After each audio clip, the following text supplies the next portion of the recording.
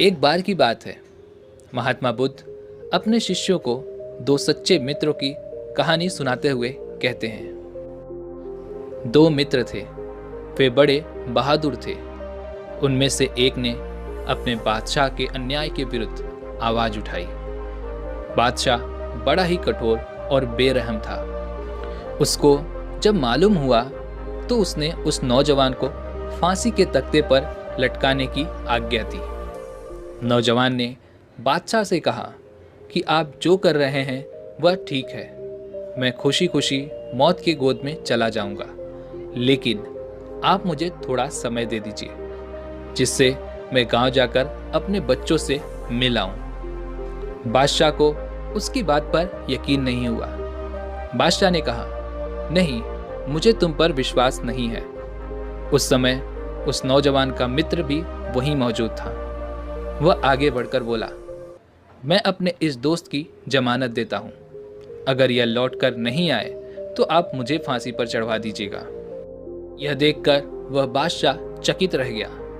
उसने अब तक ऐसा कोई भी व्यक्ति नहीं देखा था जो दूसरों के लिए अपनी जान देने के लिए तैयार हो जाए।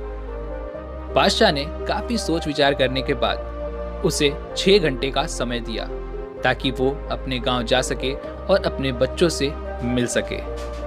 वह व्यक्ति घोड़े पर सवार होकर अपने गांव के लिए रवाना हो गया और उसके मित्र को जेल खाने भेज दिया गया।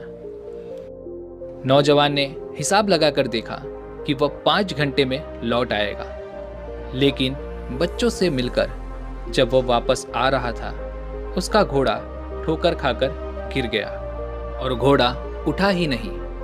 उस नौजवान को भी चोट आई, लेकिन उसने हिम्मत नहीं हारी।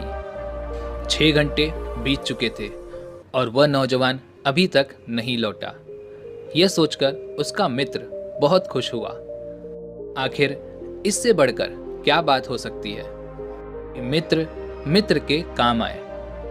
वह प्रार्थना करने लगा कि उसका मित्र लौटकर ना आए। जिस समय मित्र को फांसी के तख्ते पर ले जाया जा रहा था, तभी वो नौजवान वहां पर आ पहुंचा। उसने मित्र से कहा, लो, मैं आ गया, अब तुम घर जाओ, मुझे विदा दो मित्र। दूसरा मित्र बोला, नहीं, यह नहीं हो सकता, तुम्हें दिया गया समय पूरा हो चुका है, तुम्हारी मियाद पूरी हो चुकी है, तो यह फांसी मुझे ही लगने दो। नौजवान ने कहा, यह तुम क्या कहते हो? सजा तो मुझे मिली है। और इस बात पर दोनों लड़ने लगे।